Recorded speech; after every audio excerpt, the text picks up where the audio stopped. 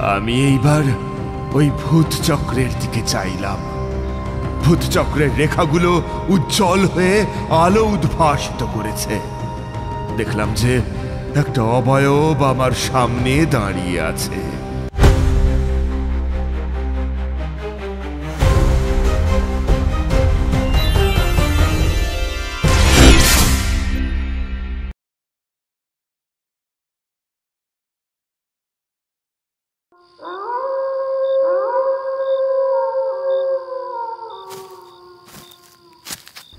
ওং হ্রিং ক্রিং চামুণ্ডা নমঃ স্বাহা। ওং হ্রিং ক্রিং চামুণ্ডা নমঃ স্বাহা। মন্ত্রপাঠ করতে করতে একজন কালো পোশাক পরিহিত তান্ত্রিক শ্মশানের সামনে এগিয়ে যাচ্ছিল। তার হাতে ধরা ছিল একটা মৃত দাঁড় কাক। কাকের জিভটা বেরিয়েছিল। সে যখন এগিয়ে যাচ্ছে ঠিক তখনই তান্ত্রিকের পথের সামনে দিয়ে চলে গেল একটি কালো রঙের মিশকালো বিড়াল। তা দেখে তার চোখে জেগে উঠল গনগনে ক্রোধের শিখা। সে বলল, তুচ্ছ ইতর প্রাণী হয়ে তুই বীরেশ্বর তান্ত্রিকের পথ ডিঙিয়ে যাবি? দাঁড়া! পিশাচায় স্বাহা, পিশাচায় স্বাহা। আমার পথে বাধা দিতে এলে সকলকে এভাবেই মরতে হবে। তান্ত্রিক খরম পায়ে প্রবেশ করার আগে সিংহদ্বারটায় একবার চেয়ে দেখল।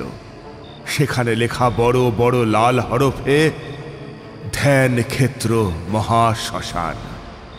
তান্ত্রিক লেখা পড়ে ঢুকে গেল। তারপরে নিজের মনে বলে উঠল, আজকের এই তিথিটায় যদি চিতার উপর বসে শ্মশানে একটি রাত্রি কাটাতে পারি তাহলে আমার ক্ষমতা বহু গুণে বৃদ্ধি হবে। কথাটা বলতে বলতে একটি পুকুরের ধারে এসে সে একটি ছোট ঘটি ডুবিয়ে সেইটা জল পূর্ণ করল। তারপর সেটি নিয়ে এগিয়ে গেল চিতার দিকে। দেখল সদ্য একটি দাহ কার্য সম্পন্ন হয়েছে। দেহের অবশিষ্ট কিছুই নেই, বরং শুধু ছাই পড়ে আছে। তান্ত্রিক ছাইগুলো দেহের এদিক ওদিক মাখতে লাগলো। তারপর ওই একই মন্ত্র আওড়াতে আওড়াতে বসে পড়ল চিতার ওপর। সামনে রাখল জলের পাত্রটি। চিতার ওপর বসতেই চিতার কাঠের ফাঁক থেকে দুটি কঙ্কালসার হাত বেরিয়ে এসে তাকে চেপে ধরল। তারপর অট্ট হাসি ভেসে এলো কোথা থেকে যেন।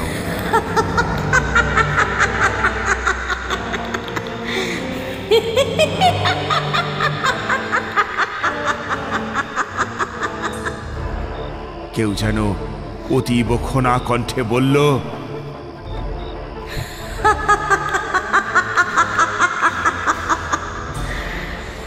এবার তোর মৃত্যু নিশ্চিত। এবার তোকে কে পরিত্রাণ দেবে বীরেশ্বর? কে কে আমার সাধনার কাজে বাধা দিচ্ছিস? কে?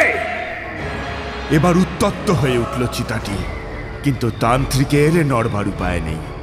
সে প্রাণপণে নিজেকে ওই কঙ্কালসার শীর্ণ হাতের বন্ধন থেকে মুক্ত করার চেষ্টা করতে লাগলো, কিন্তু পারল না। এবার হঠাৎ করেই দাউ দাউ করে জ্বলে উঠল চিতা।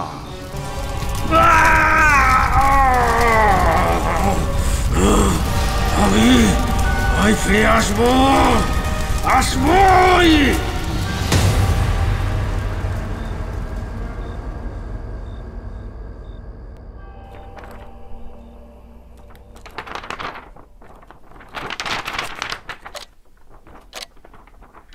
কালিকানন্দপুরে জোড়া খুন, আধপোড়া দেহ পাওয়া গেছে চিতার মধ্যে।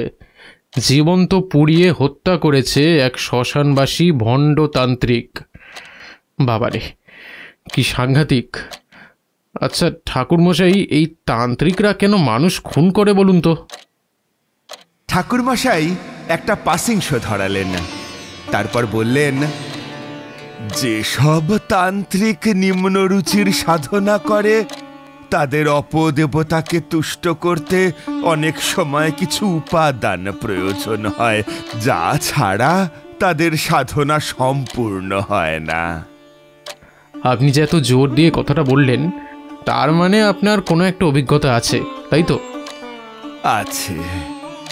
আমিও একবার এমন এক ঘটনার মধ্যে পড়েছিলাম, যদিও প্রত্যক্ষভাবে নয়, তবে পরোক্ষভাবে জড়িয়ে পড়েছিলাম। একদিন আমার সঙ্গে দেখা করতে এলেন এক ভদ্রলোক। তাকে দেখা মাত্রই মন করুণায় ভরে উঠল। দিনহীন পোশাক, রুক্ষ চুল, চোখের কোলের গভীর কালি তার সাম্প্রতিক অনিদ্রার সাক্ষ্য দিচ্ছিল। যেন কোনো কুল কিনারা না পেয়ে আমার কাছেই ছুটে এসেছেন।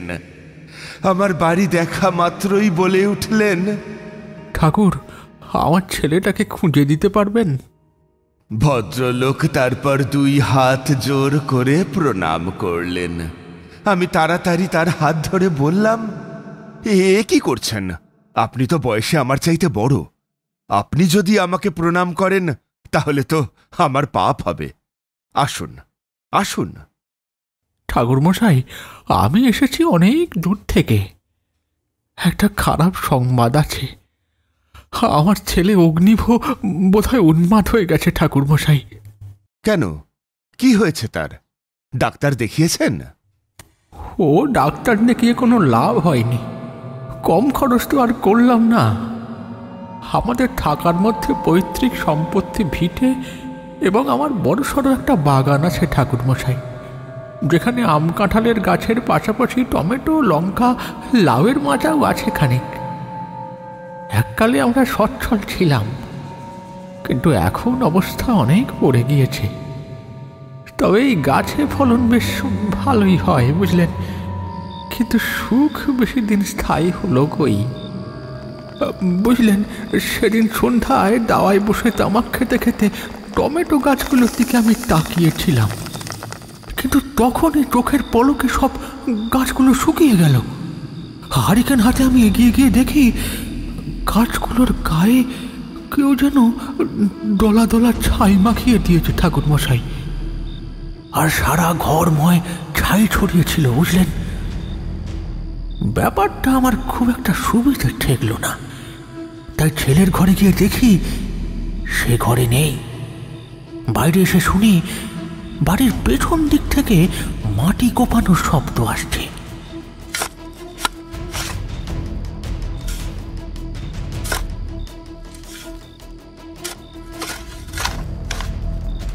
নিজের মনেই আমি বললাম, এত রাতে কে মাটি কোপাচ্ছে? আমি যেই না পেছন দিকে গেলাম, আর তখনই দেখি ছেলে মাটিতে 1 হাত গর্ত করে কালো কাপড়ে মুড়ে কিছু একটা মাটিতে পুঁতে দিতে চাইছে। আমি রেগে উঠে বাধা দিলাম।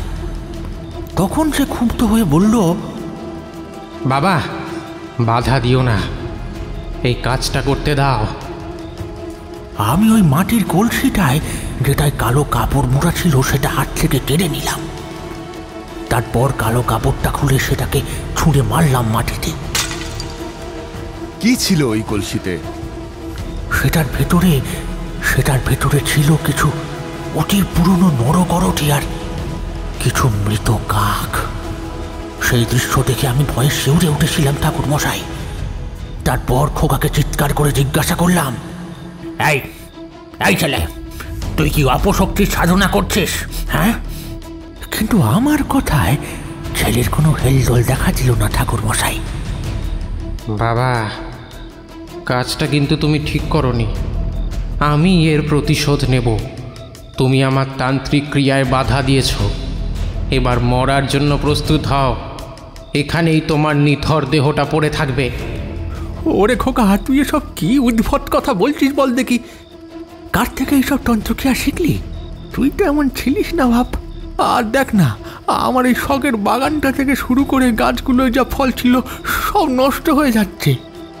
বাবা, তুমি চিন্তা করো না, যে বিদ্যে আমি পেয়েছি সেই বিদ্যে দিয়ে আমি অতি সহজেই অসাধ্য সাধন করতে পারবো। এখন আমার শুধু পরপর শিকার দরকার, শিকার। এই কথাটা বলে সে সেখান থেকে চলে গেল ঠাকুর মশাই। কিন্তু কি আশ্চর্য, হঠাৎ করেই আমার নাম ধরে দরজার বাইরে শশী এসে ডাকাডাকি শুরু করলো।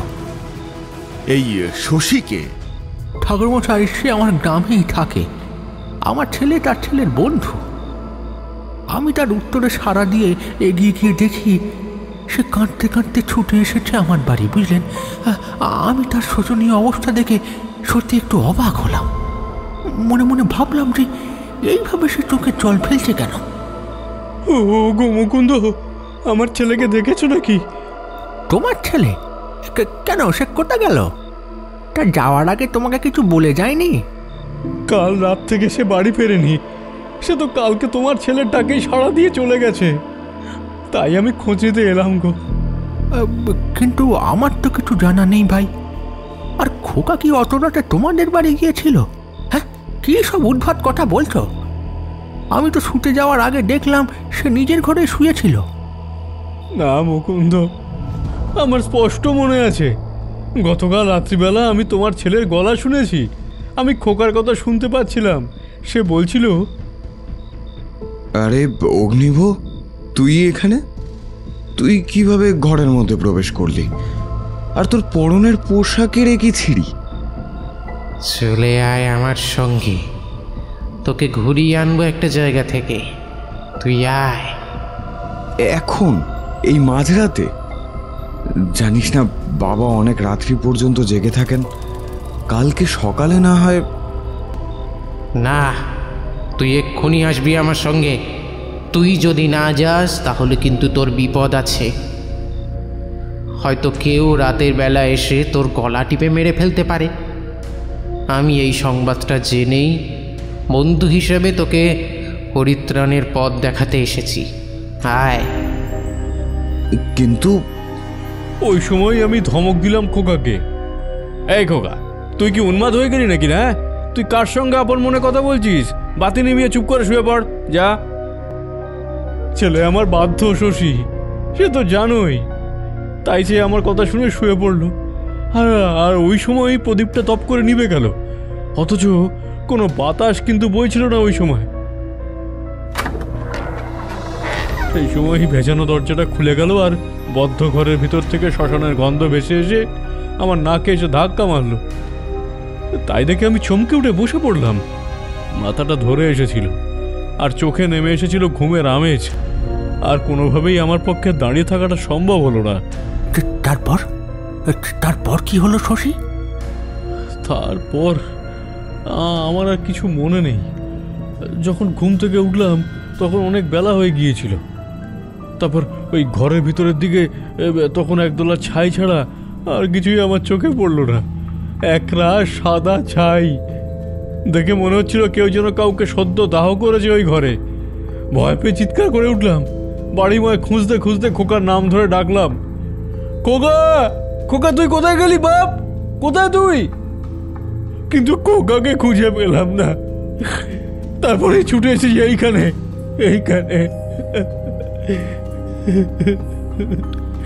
ঠাকুর মশাই, শশীর কথা শুনে আমার মনটা কেমন যেন ভয় করে উঠল।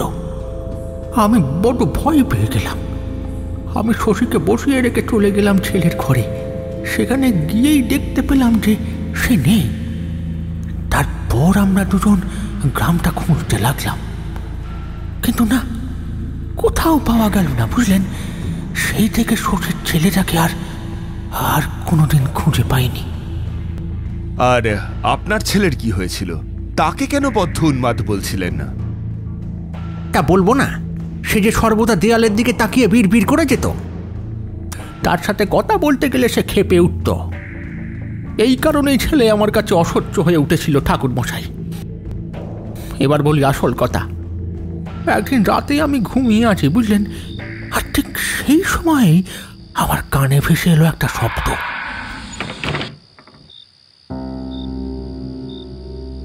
দেখলাম যে দরজার কাছে চৌকাঠের বাইরে আমার ছেলে এসে দাঁড়িয়ে আছে। তার দিকে তাকিয়ে আমি জিজ্ঞাসা করলাম, কি রে খোকা, কি ব্যাপার? এত রাতে তুই এখানে কি করছিস? কি বলবো ঠাকুর মশাই, জানলা দিয়ে তীর্যক ভাবে ম্লান চাঁদের আলো এসে পড়েছিল ঘরে। সেই আলোতে ঘরটা কেমন যেন আলো আঁধারিতে পূর্ণ হয়ে উঠেছিল। আর সেই আলোতে খোকাকে দেখলাম আমার দিকে তাকিয়ে লাল রঙের চোখ নিয়ে দাঁড়িয়ে আছে, আর তার ঠোঁটের দুই কোণ দিয়ে বেরিয়ে আসছে সদন্ত। ওই সদন্ত দেখে আমার সত্যি এইবার ভয় হলো। আমি উঠে বললাম। খোকা ধারণ করেছিল কালো রঙের বস্ত্র, আর সে আমার দিকে ক্রুদ্ধ ভঙ্গিতে তাকিয়ে উঠে বলল, এইবার তোকে আমি শেষ করব, ধনে প্রাণে শেষ করব। কথাটা বলেই সে মাটির হাঁড়ি থেকে বের করলো এক খাপলা ভস্য কুঁড়ো, এবং সেই কুঁড়ো ছিটিয়ে দিল আমার দিকে। সেই গুঁড়ো ছিটিয়ে দিতে দিতেই সে অদ্ভুত কি সব মন্ত্র পড়ল।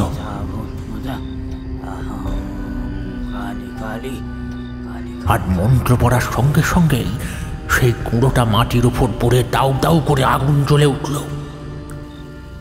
ধোঁয়ার মধ্যে সৃষ্টি হলো একটা নারী অবয়ব। সে কি কুৎসিত রূপ ঠাকুর মশাই! আমি এই সময় আমার সমস্ত শক্তি একত্রিত করে সোজা দৌড়ালাম বাইরের দিকে। কিন্তু দরজার বাইরে বেরোনোর আগেই মনে হলো ভেতর থেকে কে যেন আমার পাটা চিপে ধরেছে। আমি তবুও ওইখান থেকে প্রাণ নিয়ে বেরিয়ে এলাম। তারপর কি করলেন? আমি যেন তেনভাবে সেই বিপদসংকুল জায়গা থেকে বেরিয়ে এসে দ্রুত দৌড়তে শুরু করলাম। তারপর অনেকটা দৌড়ে প্রায় ভোর রাত্রি পর্যন্ত এখানে ছুটে এসেছি। ছুটে আসার পর আমি এখানে একটা সরাইখানায় আশ্রয় নিয়েছিলাম ঠাকুর মশাই। আমি অবাক হয়ে ওই বয়স্ক ব্যক্তিকে বললাম, এই বয়সে গোটা রাত্রি আপনি দৌড়ে এসেছেন? এ তো কম আশ্চর্যের কথা নয়। আমি যাব আপনার বাড়ি, চাইলে আপনি এখানে এক রাত্রি অতিবাহিত করে তারপর আমার সঙ্গেই যেতে পারেন। উনি রাজি হয়ে গেলেন। তারপরের দিন আমি ওনার সঙ্গে গেলাম ওনার বাড়ি পৌঁছেই উনি আমার থেকে কিছুটা এগিয়ে গেলেন, তারপর ডাকতে লাগলেন, খোকা, এই খোকা, তুই কই গেলি? একবার বেরিয়ে আয় না রে। কিন্তু সারা শব্দ পেলেন না তেমন। এইবার আমি ওনাকে বললাম, দেখুন, আমাকে কি একবার ওই জায়গাটা দেখাতে পারবেন, মানে যেখানে আপনার ছেলে মাটি খুঁড়েছিল? আগে হ্যাঁ ঠাকুর মশাই, আপনি আসুন আমার সাথে। গেলাম বাড়ির পিছন দিকে। জায়গাটা ঝোপ আর আগাছায় ভর্তি। ওই জায়গাটায় গিয়েই আমি বুঝতে পারলাম যে আসলে এই অংশেই অশুভ প্রভাব তীব্রভাবে বিস্তার করছে তার আধিপত্য। ওই দেখুন ঠাকুর মশাই, ওই হচ্ছে সেই গর্ত যেটা আমার ছেলেটা খুঁড়েছিল। আমি একটু এগিয়ে গেলাম। এগিয়ে গিয়েই দেখতে পেলাম যে সত্যিই তাই, ওইখানে বেশ বড় মাপের একটা গর্ত খোঁড়া হয়েছে। জায়গাটা লম্বা লম্বা ঘাসে আচ্ছাদিত। এইবার ওই জায়গাটার এই দিক সেই দিক খুঁজতে গিয়েই আবিষ্কার করলাম যে একটা নড় করটি কাত হয়ে পড়ে আছে, সেই সাথে মাটির কলসির ভাঙা টুকরো, একটা কালো কাপড়ও পেলাম। সব কিছু আমি একান্তে নিজের ঝোলার মধ্যে পুরে নিলাম। সব দেখে শুনে তারপর বললাম, ঠিক আছে, আমার যা দেখার দেখা হয়ে গিয়েছে। ওই সময় আমার মাথাটা ঘুরে গেল। কেউ যেন আমার কানের কাছে বলে উঠল, এখানে থেকে কোনো লাভ নেই, যেতে হলে ধ্যান ক্ষেত্র শ্মশানে গিয়ে যা করার করো।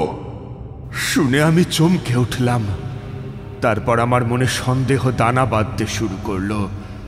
আমি এইবার একটু গম্ভীর কণ্ঠে মুকুন্দবাবুকে বললাম, সত্যি করে বলুন তো, আপনি কি আমার থেকে কোনো কিছু গোপন করছেন না? কেন ঠাকুর মশাই, আপনি এই কথা কেন বলছেন? দেখুন, আমাকে যদি সমস্তটা খুলে না বলেন তবুও কিন্তু আমি জেনেই যাব। যাকে এখন চলুন, আমি একবার গ্রামটা ঘুরে দেখব। উনি আমাকে নিয়ে সমস্ত গ্রামটা চষে বেরিয়ে দেখিয়ে দিলেন, কিন্তু ওনার ছেলের টিকিটিও দেখা গেল না। এইবার আমি মনে মনে প্রস্তুত হয়েই নিয়েছিলাম যে পরের দিন সকালে ধ্যান ক্ষেত্র শ্মশানে গিয়ে একবার দেখে আসবো জায়গাটা। তাই ওনাকে বললাম, মুকুন্দবাবু, আমাকে একবার কালকে এক জায়গায় যেতে হবে। আমার মন বলছে ওখানেই আপনার ছেলেকে আমি পাবো। আর যদি সম্ভব হয় তাহলে ওইখান থেকেই আমি আপনার ছেলেকে নিয়ে এসে আপনার হাতে তুলে দেব। কিন্তু সে কিভাবে এইসব তন্ত্র সাধনা শিখলো বলুন তো? হ্যাঁ, আমরা কায়স্থ বংশোদ্ভূত, কোনোদিনও সাধনা করিনি। চিন্তা করবেন না, আমি তো আছি, আমার হাতে ছেড়ে দিন।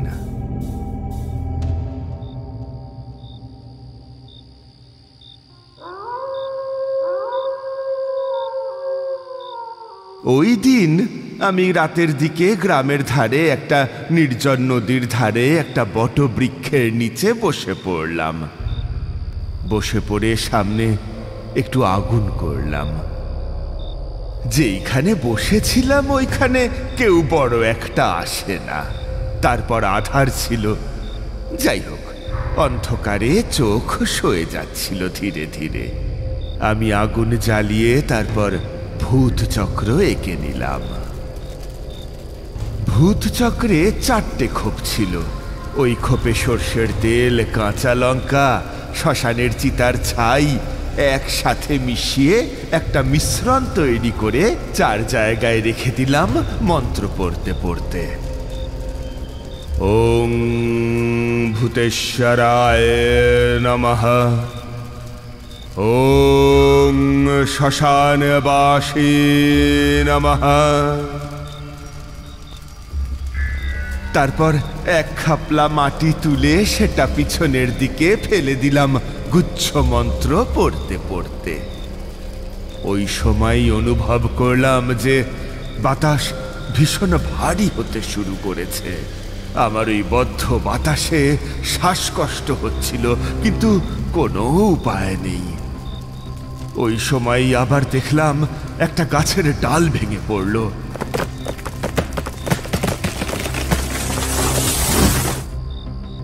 আর সামনে জ্বলতে থাকা আগুনটা কমে আসতে থাকলো। হি হি করে একটা অট্টহাসিতে ভরে উঠল চারদিক।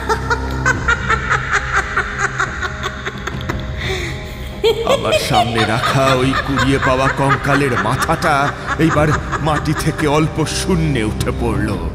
তারপর সেটা বনবন করে ঘুরতে লাগলো। ওই খুলিতে প্রাণ প্রতিষ্ঠা হয়েছে। তার মানে অনুভব করলাম কার যেন একটা উপস্থিতি।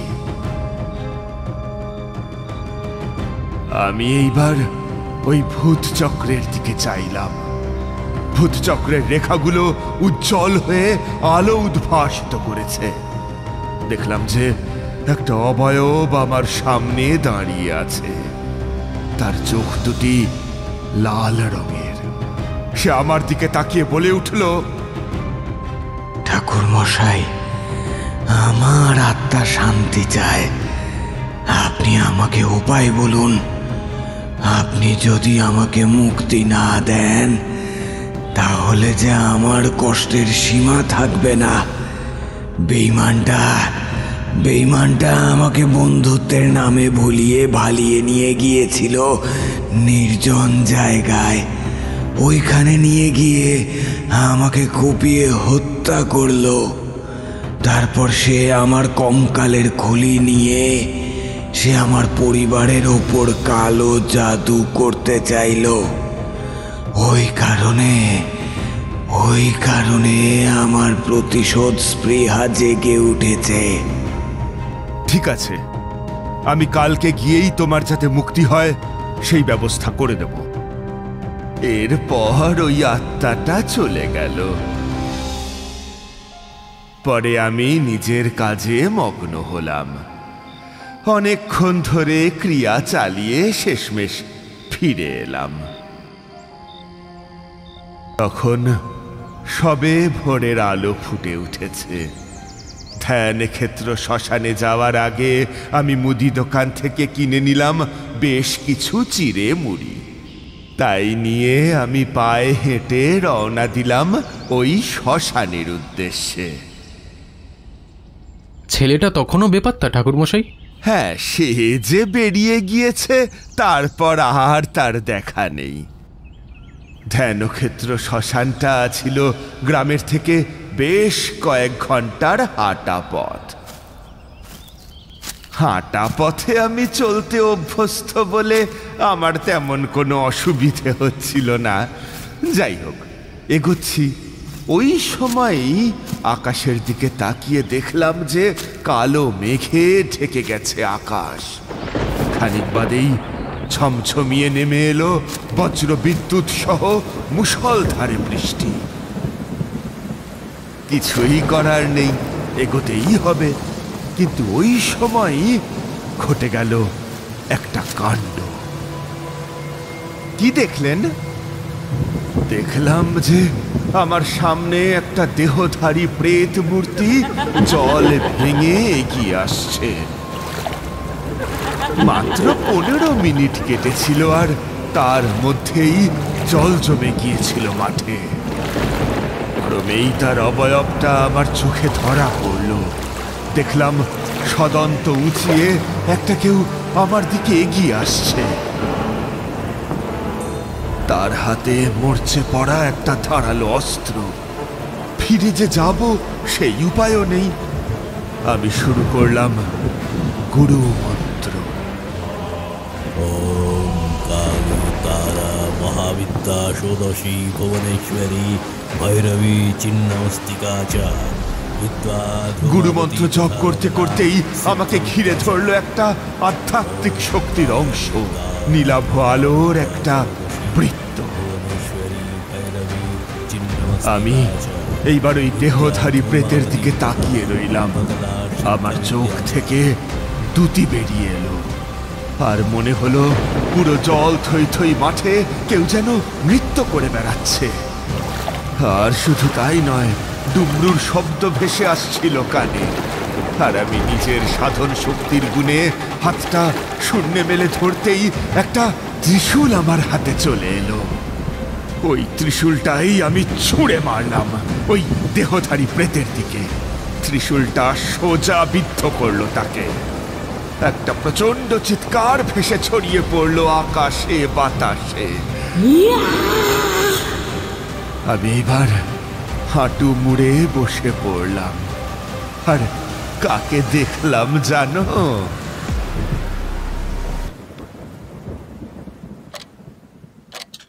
কাকে ঠাকুরমশাই, কাকে? শুনে তো মনে হচ্ছে অসাধারণ শক্তিধর কোনো সাধু কি হবে। হ্যাঁ, উনি হচ্ছেন যোগী। শুধু যোগী নন, আদি যোগী, স্বয়ংভূ। উনি এসে আমাকে পরিত্রাণ দিলেন ওই বিপদ থেকে। উনি ছিলেন ভূতনাথ। আমি 2 হাত জড়ো করে ভক্তি ভরে তাকে প্রণাম করলাম। উনি ওই প্রণাম স্বীকার করে অদৃশ্য হয়ে গেলেন। আমার কানে তখনও ওই ডমরুটার শব্দ গুঞ্জিত হচ্ছিল। আমি কেঁদে ফেললাম। বুকটা হা হা করে উঠছিল। আমি কি দেখলাম? স্বয়ং কৈলাসপতি মহাদেব এসেছিলেন, তাও আমাকে ত্রাণ দিতে। আমি বৃষ্টিতে ভিজতে লাগলাম। ওই সময়েই আমার একটা ব্যাপার লক্ষ্য করা উচিত ছিল। উনি আবার এসেছিলেন। সামনে এগিয়ে গিয়ে মুকুন্দবাবুর ছেলেকে কোলে তুলে নিয়েছি। তার শরীরে ফিরে এসেছে স্বাভাবিক উষ্ণতা। আমি ভাবলাম যে এইবার ফিরে যাই মুকুন্দবাবুর গ্রামে। কিন্তু ওই সময়ই আমার পিছনে কে যেন বলে উঠল, ঠাকুরমশাই দিন, আমি নিয়ে যাচ্ছি। আপনি যেইখানে যাচ্ছেন সেইখানেই চলে যান। পিছনে ঘুরে দেখলাম যে মুকুন্দবাবু স্বয়ং এসেছেন। উনি যে এই বৃষ্টির মধ্যে আসতে পারবেন না এমনটা ভাবতেই যেন ভুলে গিয়েছিলাম। আমি তার হাতে তার সন্তানকে তুলে দিলাম। উনি চলে গেলেন, কোথায় যেন অদৃশ্য হয়ে গেলেন। আমিও এগিয়ে গেলাম ধ্যানক্ষেত্র শ্মশানের দিকে। ওখানে গিয়ে দেখি যে কেউ কোথাও নেই। খা খা করছে শ্মশানটা। আর যেইখানে চিতাটা ছিল সেইখান থেকে ভেসে এলো একটা কণ্ঠ, তারানাথ, এইখানে আসো। আমি এগিয়ে গেলাম। তারপর ওই অদৃশ্য সত্তার কথা শুনে উঠে পড়লাম ওই চিতার উপর। সেটা সাথে সাথে পুড়তে শুরু করলো। তারপর কিছুক্ষণ ধ্যান করলাম। এরপর আমার আর কিছুই মনে নেই।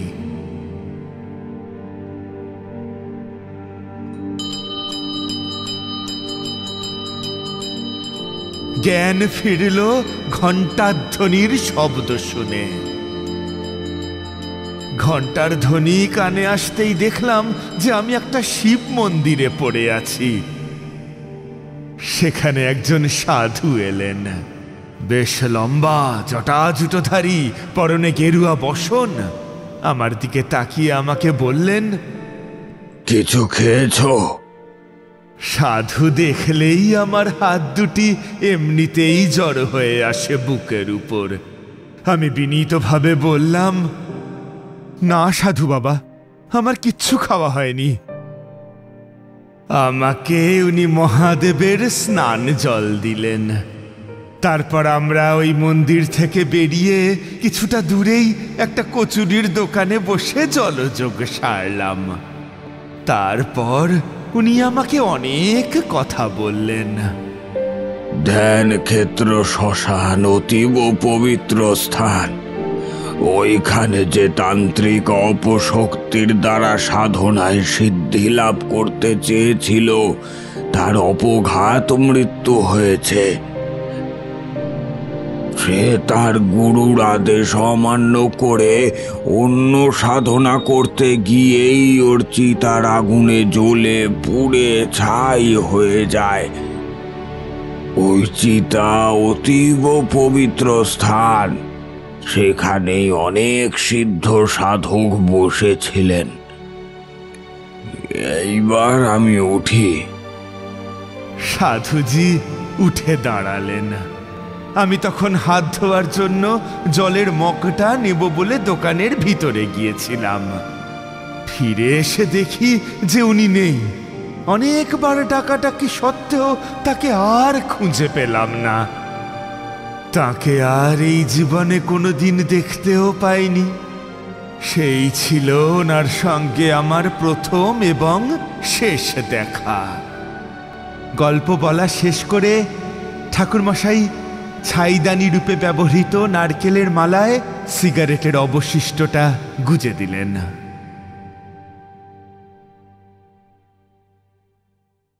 আমাদের এই গল্প যদি আপনাদের ভালো লেগে থাকে তাহলে অবশ্যই লাইক করবেন এবং শেয়ার করবেন। যারা চ্যানেলটিতে নতুন তারা অবশ্যই সাবস্ক্রাইব করুন। শুধু বেল আইকনটি টিপে নোটিফিকেশন অন করে দিন, যাতে আমাদের পরবর্তী কাজগুলোর খবর সবার আগে আপনার কাছে পৌঁছয়। ধন্যবাদ।